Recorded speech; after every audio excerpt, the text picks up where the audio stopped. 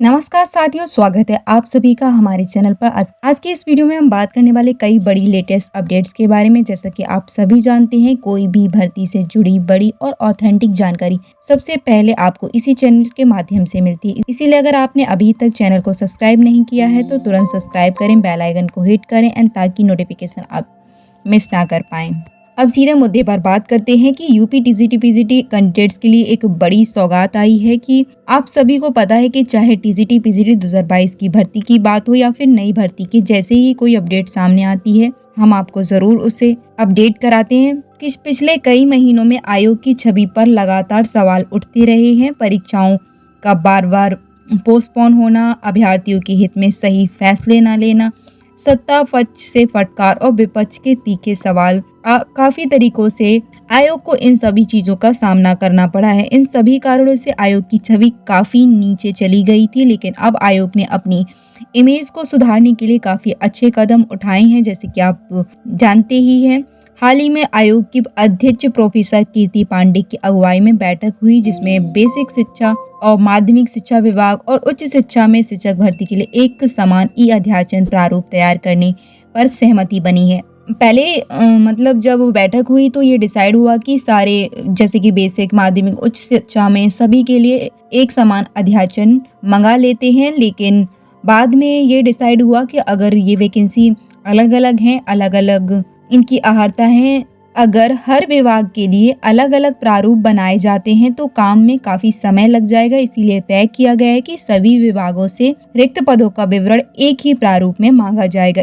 इससे नई भर्ती की प्रक्रिया को तेजी से बढ़ाया जा सकेगा। अहम बात है कि 4 सितंबर को जो बैठक हुई थी उसमें यह अंतिम रूप से इस पर मोहर लग सकती थी, लेकिन यानी कि नई भर्ती का रास्ता पूरी तरह खुल सकता है। लेकिन उसके बाद, जैसे कि आप जानते ही, इस आर्टिकल के अकॉर्डिंग इसमें बताया गया कि अलग अलग मांगने से शिक्षक भर्तियां भविष्य में कोर्ट में जाकर फंस सकती हैं या फिर कैंडिडेट कोर्ट में जा सकते हैं, क्योंकि उनके लिए अलग अलग पैटर्न होता है और अगर एक समान प्रारूप के बेसिस पे उनके ई अध्याचन भेजे जाएंगे, जिसकी वजह से प्रॉब्लम भी फेस करने को आ सकती है। इसके वजह से फिर से डिसाइड किया गया है कि अब सारी वैकेंसीज के अलग अलग डाटा कलेक्ट किए जाएंगे और जिससे कि इन फ्यूचर कोई भी प्रॉब्लम फेस ना करनी पड़े। अगर 30,000 पदों पर टीजीटी पीजीटी भर्ती की तैयारी की जा रही है और आयोग की कोशिश है कि इस भर्ती पर विज्ञापन सितंबर से लेकर दिसंबर के बीच में आपको देखने को मिल जाए और काफी तैयारी चल रही है इसके लिए भी। अगर टीजीटी पीजीटी की जो नई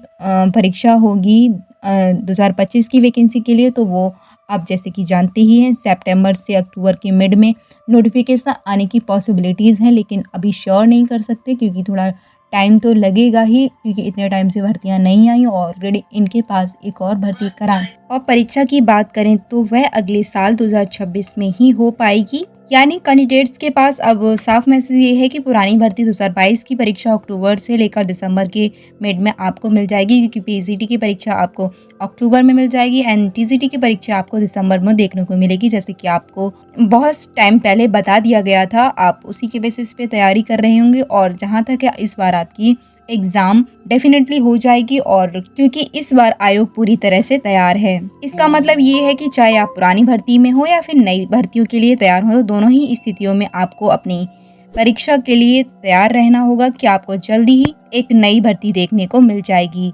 यह आयोग का एक बड़ा कदम है, जिससे न सिर्फ नई भर्ती का रास्ता साफ हो बल्कि अभ्यर्थियों का आयोग पर भरोसा भी वापस लौटेगा। तो अब समय है अपनी तैयारी को और तेज करने का, क्योंकि आने वाला साल आप सभी के लिए काफी निर्णायक हो सकता है। फिलहाल इस वीडियो में इतना ही, मिलते हैं अगली वीडियो में एक लेटेस्ट अपडेट के साथ। तब तक ले जय हिंद, जय भारत। वीडियो को एंड तक देखने के लिए thank you so much for watching.